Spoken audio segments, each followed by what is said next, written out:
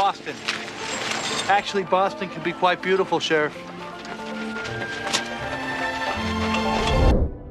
Hollywood westerns sold you a clean myth. Heroes in white hats, quick deaths, justice prevailing. But the real Old West was filthy, diseased, and savage beyond what most films dared to show. These 10 westerns stripped away the romance and showed the frontier exactly as it was. Number 10, The Proposition.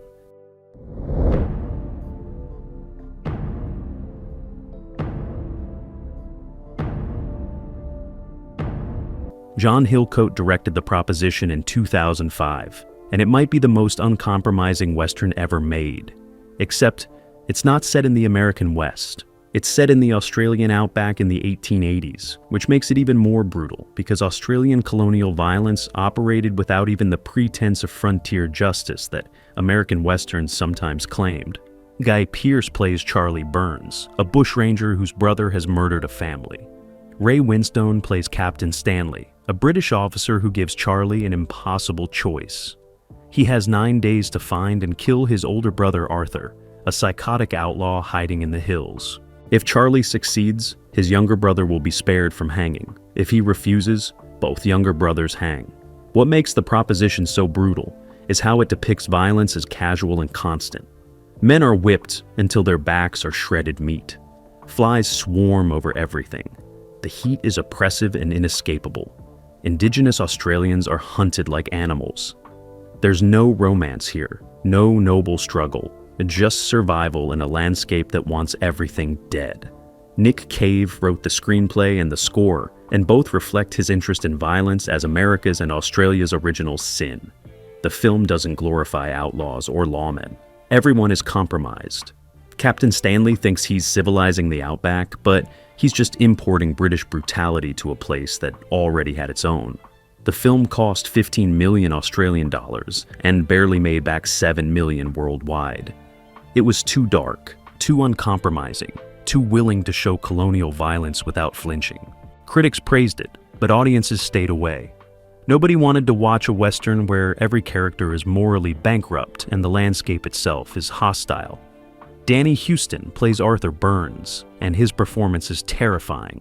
Arthur is a philosopher and a poet who also scalps people and murders children. He's not insane. He's just completely disconnected from human empathy, shaped by violence until violence is all he understands. The film suggests the frontier creates men like Arthur, that civilization's absence doesn't lead to freedom but to savagery. The cinematography by Benoit Delhomme is stunning and oppressive. The outback looks beautiful and deadly, all red dirt and harsh sunlight in endless emptiness. Characters are dwarfed by the landscape, insignificant specks trying to impose order on something vast and indifferent. The whipping scene is almost unwatchable. Captain Stanley's wife watches as soldiers flog Charlie's younger brother, and the camera doesn't cut away. You see every stroke, see the flesh tear, see the blood fly. It's punishment as public spectacle, meant to demonstrate British authority. Instead, it just demonstrates British cruelty. The Proposition influenced later revisionist westerns, showing filmmakers they could strip away even more of the mythology. The West, American or Australian, wasn't about heroism or manifest destiny.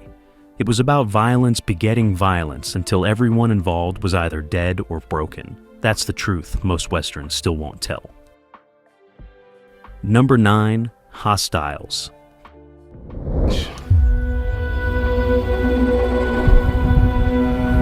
You believe in the Lord, Joseph?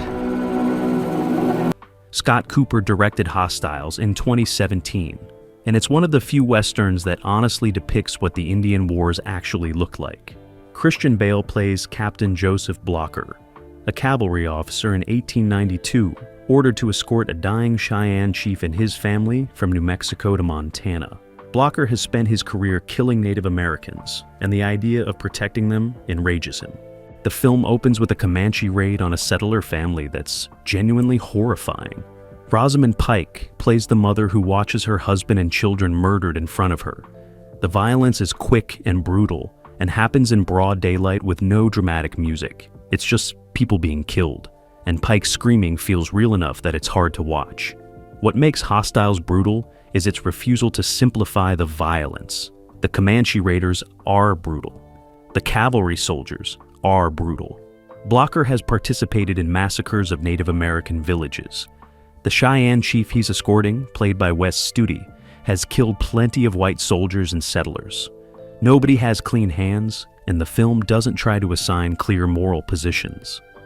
The journey from New Mexico to Montana takes weeks, and the film shows how exhausting and dangerous frontier travel actually was. They're attacked multiple times. Men die from infections. The landscape is beautiful but unforgiving. There's no sense of adventure or excitement, just grim determination to survive another day. Bale's performance is remarkable because he plays Blocker as a man, destroyed by what he's done. He's followed orders his entire career, killing Native Americans because that was his job. Now, escorting this Cheyenne family forces him to see them as human beings, and that recognition breaks something in him. He can't undo what he's done, can't make peace with it, can't even fully admit it was wrong. The film cost around $40 million and made only about $35 million worldwide. It was too slow, too meditative, too unwilling to provide easy answers or cathartic violence. Cooper wanted to make an honest film about genocide and its psychological toll on everyone involved. And that's not what audiences expected from a Western. The cinematography by Masanobu Takayanagi is gorgeous, plus all golden hour light and sweeping landscapes. But Cooper uses that beauty ironically. The West looks magnificent, but it's soaked in blood. Every river crossing, every mountain pass, every prairie has been fought over and stained with violence. The ending refuses easy redemption. Blocker gets the Cheyenne family to Montana, but he's not transformed into a better person. He's just a man who did one decent thing after years of atrocities. The film suggests that's the best anyone can hope for. Small gestures of humanity in a system built on genocide. Hostiles is important because it treats Native American characters as fully human, not as noble savages or faceless enemies. Wes Studi's performance gives the chief dignity and complexity. He's not a saint, but he's a man trying to die on his own land surrounded by family. That simple desire for dignity is more than the frontier usually allowed. Number 8. The Homesman. Set you free. 3 crazy women for 5 weeks is a lot more than I bargained for. Your journey will be long, difficult. Tommy Lee Jones directed The Homesman in 2014, and it's one of the bleakest westerns ever made. The film follows 3 women who've been driven insane by the brutality of frontier life. Hilary Swank plays Mary B. Cuddy, a single woman who volunteers to transport them from Nebraska to Iowa where they can receive care. Jones plays a claim jumper she rescues from hanging who agrees to help in exchange for his life. The film shows exactly what frontier life did to women. The first woman, played by Miranda Otto, went mad after diphtheria killed all 3 of her children. The second, played by Grace Gummer, was raped by Native Americans and her mind broke completely. The third, played by Sonia Richter, threw her newborn into an outhouse after her mother told her she was a worthless burden. These aren't dramatic movie breakdowns. These are clinical depictions of severe mental illness caused by trauma and isolation. What makes The Homesman brutal is its honesty about how the frontier destroyed people who couldn't handle its demands. The women aren't weak, they just encountered more horror than human minds can process. The film shows childbirth without medical care, winters that kill livestock and children, isolation so complete that weeks pass without seeing another human being. Swank's performance is heartbreaking because Mary B is competent and strong and completely alone. She's too plain for men to want, despite her land and money. She's too independent for the community to accept. She does everything right and still ends up broken by a system that has no place for unmarried women past a certain age. The journey to Iowa is a nightmare. They cross rivers, face bandits, deal with the 3 insane women who sometimes become violent or catatonic. Jones's character is a con man and a coward, but he's also the only man willing to help. Everyone else refuses because transporting mad women isn't profitable and damages your reputation. The film cost $16 million and made only about $3.4 million worldwide. It was a complete commercial disaster. Audiences expecting a traditional Western were blindsided by the depression and bleakness. The film offers no hope, no redemption, just people suffering through an indifferent landscape. Jones based the film on a novel by Glendon Swarthout, and he stayed faithful to its dark vision. The cinematography by Rodrigo Prieto is deliberately unglamorous. The frontier looks cold and harsh and empty. There's no purple mountain majesty, just flat plains and gray skies and mud. The ending is shocking and nihilistic in ways most westerns never dare. Mary B makes a devastating choice after encountering one cruelty too many, and the film doesn't provide explanation or justification. Sometimes people break, and sometimes there's no fixing them. The frontier demanded more than many people could give, and the ones who couldn't measure up just died or went mad. The Homesman is essential viewing for anyone who wants to understand what westward expansion actually cost. Not in terms of Native American genocide, though that's there too, but in terms of the settlers themselves. The mythology says they were hardy pioneers building civilization. The reality is, many of them were destroyed by the attempt. Number 7. Bone Tomahawk.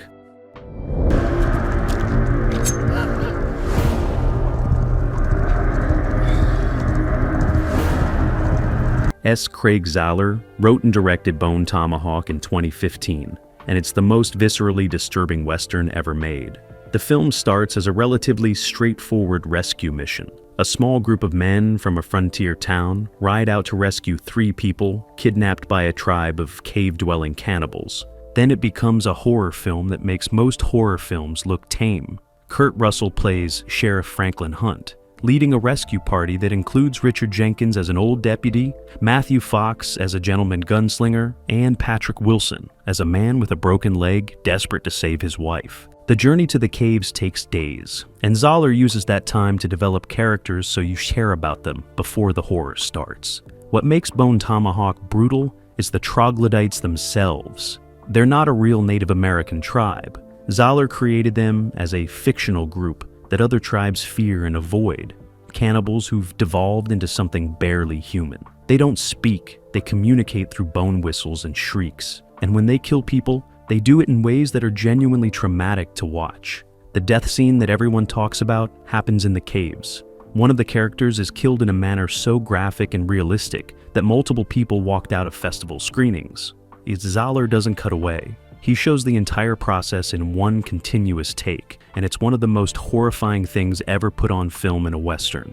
The film cost around $1.8 million and made about $800,000 in limited theatrical release. It found its audience on home video and streaming, where it developed a cult following among horror fans and Western enthusiasts willing to handle extreme content. Kurt Russell's performance grounds the film in Western tradition, while the horror elements push into new territory. Sheriff Hunt is a classic Western lawman, honorable and brave, but he's completely unprepared for what he encounters. The film suggests that even tough frontiermen had limits to what they could handle, and the troglodytes exceed those limits. The violence against women in the film is particularly disturbing. The female characters who are captured face sexual violence and mutilation that the film doesn't show directly but implies clearly. Zahler walks a fine line between showing the reality of what happens to captives and exploiting that violence for shock value. The cinematography by Benji Bakshi uses the Western landscape traditionally until they reach the caves, when everything becomes claustrophobic and nightmarish.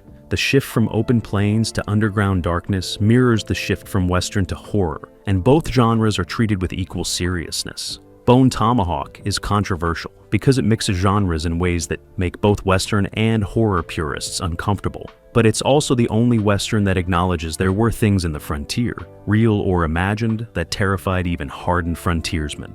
The West had its monsters, and not all of them were human in the traditional sense. Number 6. Unforgiven. If we do this right, of course it's all in the execution. You gotta execute it right, or else it's nothing means anything then. Clint Eastwood directed Unforgiven in 1992, and it's the film that killed the romantic Western for good. Eastwood plays William Money, a reformed killer who takes one last job to collect a bounty on 2 cowboys who cut up a prostitute. The film systematically deconstructs every Western myth Eastwood spent 40 years building. The opening establishes that Money used to be a vicious drunk who killed women and children. He's reformed after marrying a woman who's now dead, leaving him broke and raising 2 kids on a failing pig farm. When a young gunfighter shows up offering to split a bounty, money agrees purely for the money. There's no nobility, no code, just economic desperation. What makes Unforgiven brutal is its depiction of violence as ugly and difficult. When money kills the first cowboy, it takes forever. The man is gut shot and dies slowly, crying for water while his friends can't help him. There's no quick draw, no dramatic death, just a man bleeding out in agony while everyone watches helplessly. Gene Hackman plays Little Bill Daggett, the sheriff trying to keep order in Big Whiskey, Wyoming. Bill is a sadist who beats prisoners and doesn't allow guns in his town. He's trying to create civilization through brutality, and it's working until money arrives. Hackman won the Oscar for Best Supporting Actor, and the performance is terrifying in its casual cruelty. The film shows how the West really worked. The prostitutes have no legal protection. The cowboys who cut up the woman are fined like someone damaged property. Little Bill maintains order through violence and intimidation. Everyone is complicit in systems that protect men and treat women as disposable. Morgan Freeman plays Ned Logan, Money's old partner, who comes along for one last job. Ned can't do it anymore. He tries to shoot a man and can't pull the trigger. The realization that he's lost his capacity for violence gets him captured and beaten to death by Little Bill. The film suggests that losing your ability to kill in the Old West was a death sentence. Unforgiven cost $14.4 million and made over $159 million worldwide. It won 4 Oscars, including Best Picture and Best Director. It was a massive critical and commercial success that proved adult westerns could still work if they told the truth. The final shootout in the saloon is the only time the film embraces traditional Western violence, and even then, it's terrifying rather than exciting. Money walks in drunk, announces he's killed women and children, and is there to kill Little Bill, and then murders everyone. It's not heroic, it's an execution carried out by a man who's reverted to the monster he used to be. Eastwood's performance is remarkable because he plays Money as a man barely holding himself together. He's not the man with no name anymore. He's old, broken, struggling with simple tasks. When the violence comes out of him at the end, it's like watching something feral break free. The film ends with text saying Money moved to San Francisco and prospered in dry goods. The banality of that ending contrasting sharply with the violence we just witnessed. Number 5. Dead Man.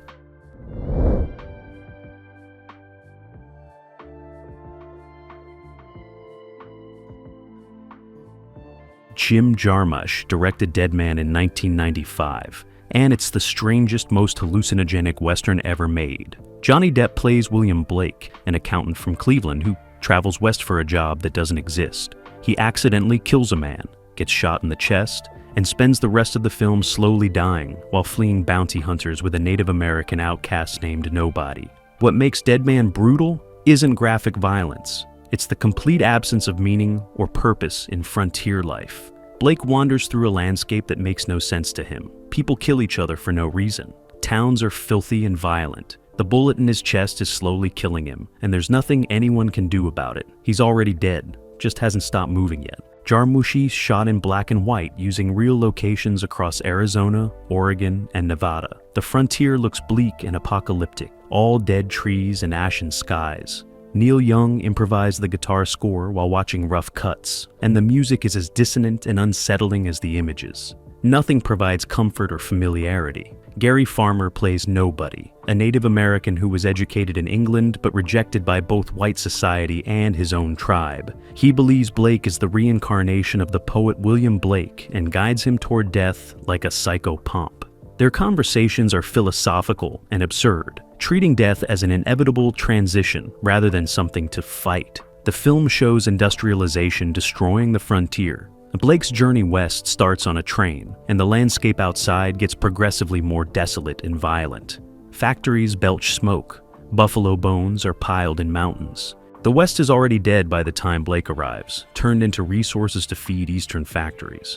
Violence in Dead Man is sudden and random. People shoot each other over misunderstandings. Bounty hunters murder anyone they meet. A man kills another man for his coat. There's no law, no justice, just people surviving by any means necessary until someone kills them. The film presents frontier violence as absurd rather than heroic. Dead Man cost $9 million and made only $1 million domestically. Miramax released it with almost no marketing after Harvey Weinstein hated the final cut. Jarmusch refused to recut it, and the film disappeared from theaters quickly.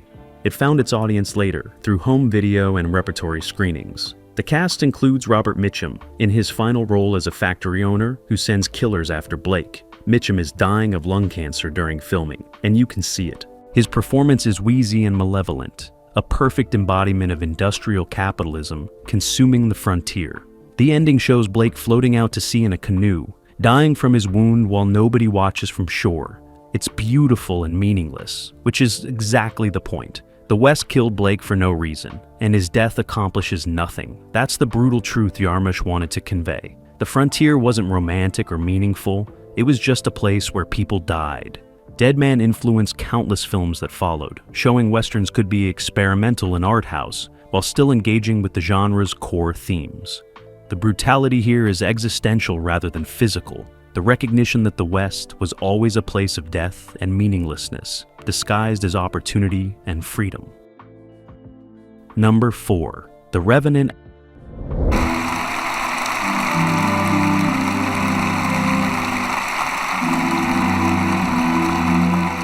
Alejandro González Iñárritu directed The Revenant in 2015, and it's the most physically brutal Western ever made. Leonardo DiCaprio plays Hugh Glass, a frontiersman who's mauled by a grizzly bear, robbed and left for dead by his companions, and then crawls 200 miles through wilderness to exact revenge. The film shows every agonizing moment of that journey. The bear attack is one of the most intense sequences ever filmed. It lasts over 6 minutes, and Iñárritu shot it to feel like one continuous take. The bear mauls Glass repeatedly, clawing his back open, biting his throat, throwing him around like a rag doll. The violence is so realistic that animal rights groups investigated whether a real bear was used. It was all CGI and stunt work, but it looks completely real. What makes The Revenant brutal is its commitment to showing survival in the wilderness without any modern conveniences or safety nets. Glass is left in a shallow grave with a broken leg, a torn throat, and massive infections. He drags himself out and begins crawling toward the nearest fort, 200 miles away. He eats raw bison meat. He cauterizes wounds with gunpowder. He sleeps inside a dead horse for warmth. Iñárritu shot the film in chronological order, using only natural light in locations across Canada and Argentina. The cast and crew worked in sub-zero temperatures for months. DiCaprio contracted hypothermia multiple times. The production was a nightmare, with crew members quitting because conditions were too harsh. That suffering shows on screen in ways CGI could never replicate. Tom Hardy plays John Fitzgerald, the man who robs Glass and kills his half-Pawnee son. Fitzgerald isn't a traditional villain. He's a pragmatic survivor who made a cold calculation that Glass would die anyway. So, why waste time and resources on him? The film doesn't excuse his actions, but it shows the brutal logic of frontier survival. The film's depiction of Native Americans is more complex than most Westerns attempt. The Arikara tribe hunting Glass has legitimate grievances. White trappers have kidnapped and raped their women. The tribe's violence is retaliation, not savagery. Glass is caught in the middle of conflicts he didn't start and can't control. The Revenant cost $135 million, an insane budget for a brutal survival film with minimal dialogue. It made over $533 million worldwide and won 3 Oscars, including Best Director and Best Actor for DiCaprio. The commercial success proved audiences would accept extreme realism if the craftsmanship was undeniable. Emmanuel Lubezki's cinematography is stunning, using natural light to capture landscapes in golden hour and blue hour, but that beauty is hostile. The wilderness looks magnificent and completely indifferent to human suffering. Glass is an insect crawling through an environment that wants him dead. The film's violence extends beyond the bear attack. Glass falls off a cliff and crashes through a tree. He's swept over a waterfall. He's attacked by the Arikara. Every scene adds new injuries and new obstacles. Iñárritu wanted audiences to feel Glass's suffering viscerally, and he succeeded. The ending refuses easy catharsis. Glass gets his revenge, but it doesn't heal anything. His son is still dead. His body is destroyed. He's alive, but barely, and for what purpose? The film suggests revenge is empty, survival is suffering, and the frontier was a meat grinder that destroyed almost everyone who entered it. Number 3. The Assassination of Jesse James by the coward Robert Ford. It was always to play Jesse, yeah. Seems sort of very sort of devoted to the part. Yeah, no, he was really the whole the draw. Andrew Dominik directed The Assassination Ion of Jesse James by the coward Robert Ford in 2007, and it's a film about the mythology of the West, consuming the men who created it. Brad Pitt plays Jesse James as a paranoid, violent celebrity who knows he's going to be killed and is almost relieved when it finally happens. Casey Affleck plays Robert Ford, a young man who idolizes Jesse until he meets him and realizes his hero is a psychopath. What makes this film brutal is its depiction of Jesse James as he actually was. Not a Robin Hood figure, not a Confederate hero, just a murderer who robbed trains and killed anyone who threatened him. The film opens with the younger brothers talking about how Jesse shot a boy in the head for not being able to keep up during a robbery. That casual cruelty defines everything that follows. The film takes its time, running 2 hours and 40 minutes, because Dominik is interested in the psychology of celebrity and violence. Jesse is famous, and that fame isolates him. He can't trust anyone, because everyone wants something from him. Either they want to use his name, or they want to kill him for the reward money and notoriety. Brad Pitt's performance is remarkable because he plays Jesse as a man barely holding himself together. He has panic attacks. He sees conspiracies everywhere. He tortures people psychologically, testing their loyalty in cruel ways. The James gang isn't a brotherhood, it's a cult centered on a violent, unstable leader. Casey Affleck plays Ford as a creepy fanboy who projects all his dreams onto Jesse. When the reality doesn't match the myth, Ford's worship turns to hatred. He decides to kill Jesse not for the reward money, but to become famous himself. The film suggests this is how celebrity culture actually works. We build people up, then destroy them, then mourn them. The assassination happens in Jesse's own home while he's adjusting a picture on the wall. Ford shoots him in the back of the head. It's not a gunfight, it's just murder. The film then shows what happened to Ford afterward. He became famous briefly touring in a stage show recreating the murder. Then he became hated as a coward and backstabber. Eventually, someone shot him too. The film cost $30 million and made only $15 million worldwide. It was a commercial disaster. Warner Brothers barely released it, and audiences stayed away.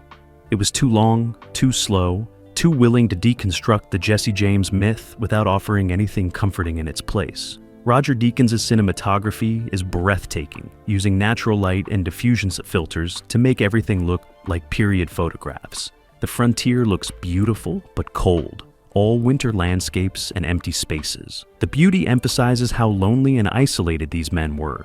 The film is brutal not through graphic violence, but through its depiction of how fame and mythology destroy real human beings. Jesse James couldn't escape his reputation. Robert Ford couldn't escape his.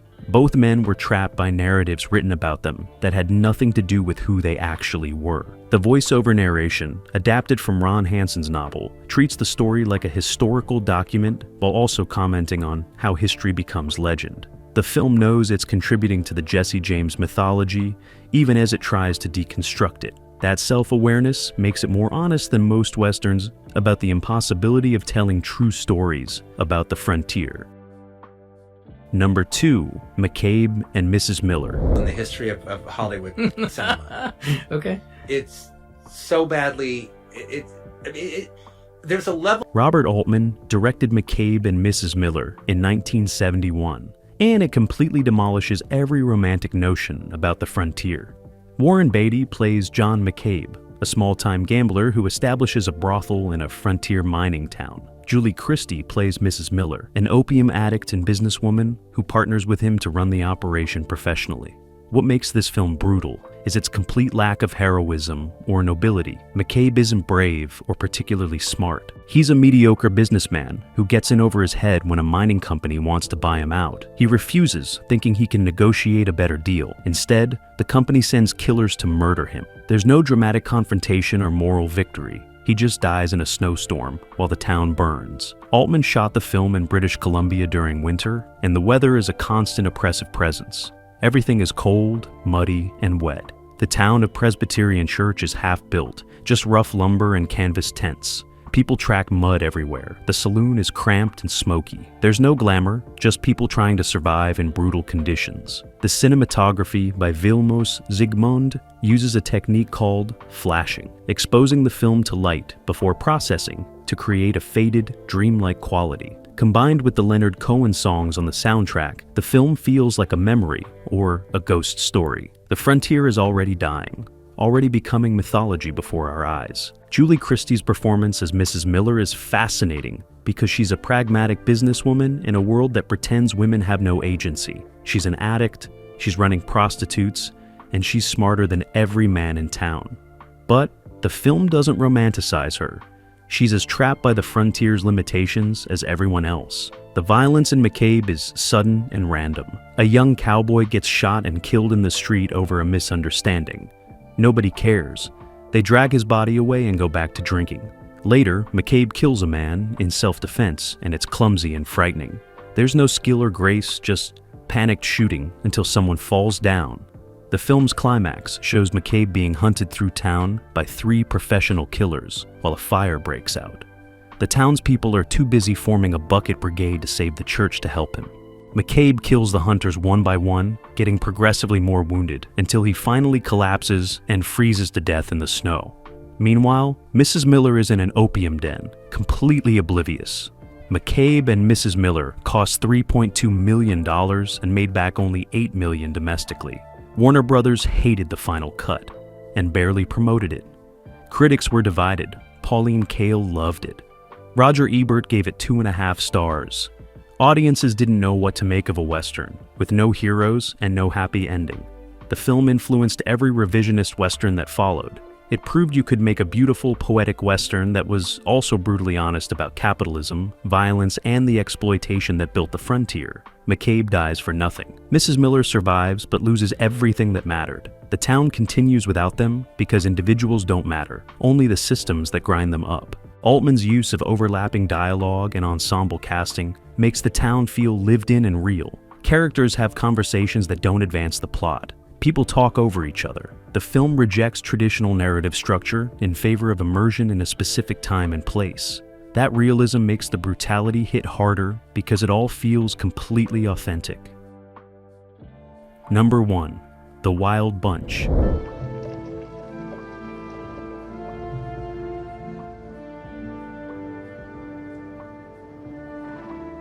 I expect to find you here. Why not? Sam Peckinpah directed The Wild Bunch in 1969, and it remains the most violent, most brutal, most honest Western ever made. The film follows aging outlaws making one last score in Mexico in 1913. They're past their prime, watching automobiles and machine guns replace horses and six-shooters. The West they knew is dead, and they're about to die with it. The opening sequence sets the tone. The bunch robs a railroad office while using townspeople as human shields. A temperance parade marches through the street at the exact moment shooting starts. Children watch ants devour a scorpion, laughing at the violence. When the shooting stops, dozens of innocent people are dead. The bunch escapes with bags of worthless steel washers. They killed all those people for nothing.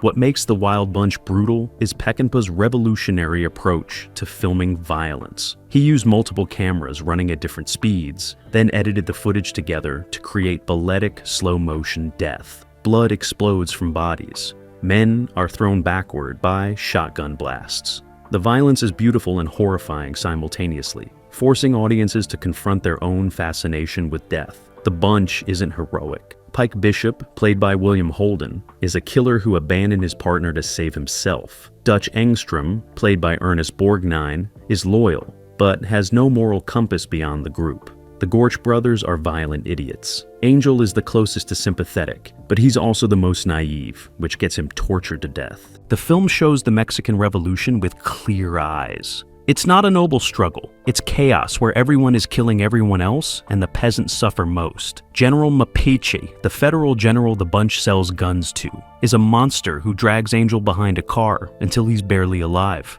then slits his throat while his men watch. The finale is 15 minutes of sustained carnage. The bunch walks into Mapache's compound, knowing they're going to die. Pike shoots Mapache in the throat. Then they open fire on the entire Mexican army with machine guns and rifles. Hundreds of people die. The bunch is torn apart by bullets but keeps fighting. Bodies pile up. The violence goes on until it becomes almost abstract. Peckinpah shot the final battle over 12 days using over 90,000 rounds of blank ammunition. The editing took months, cutting between dozens of camera angles to create the rhythmic violence Peckinpah wanted. The result changed action cinema forever. Every slow-motion shootout in every film since owes a debt to this sequence. The Wild Bunch cost $3 million and made over $10 million domestically, despite an R rating. The MPAA nearly gave it an X. Critics were divided between calling it a masterpiece and calling it pornographic. Audiences were shocked. Veterans walked out. Parents complained. The film became controversial in ways most Westerns never achieve. What makes the film's brutality matter is that Peckinpah doesn't glorify it. The violence in The Wild Bunch is ugly and excessive and pointless. The bunch dies for nothing. They don't save anyone or accomplish anything meaningful. They just go down fighting because fighting is all they know how to do. The film suggests this is what the frontier actually was. Not heroism or nation building, just violence perpetuating itself until everyone involved was dead. The ending shows Deke Thornton, the former gang member, forced to hunt them, finding their bodies. He takes Pike's gun and joins the surviving members of the bunch heading into the hills. The cycle continues. Violence begets violence. The West doesn't end. It just keeps grinding up new victims in the same patterns. These 10 Westerns stripped away the mythology and showed the frontier as it actually was. Brutal, diseased, random, and utterly indifferent to human suffering. The West wasn't won. It was just survived by the people too stubborn or too broken to leave. That's the truth Hollywood spent a century hiding.